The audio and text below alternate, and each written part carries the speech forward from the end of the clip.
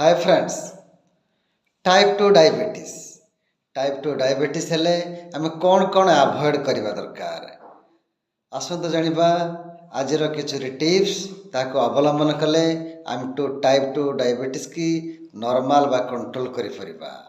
Stop the MRPS, M for milk product आमर indigestion करिथा ता बॉडी रे एसिडिक सृष्टि करे, डाइजेशन रे व्याघात सृष्टि करे।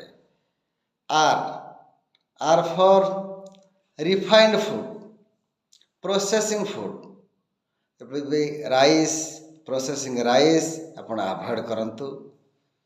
P for packed food, processing food, packed food आपण अवॉइड करंतु, बिस्किट अवॉइड करंतु।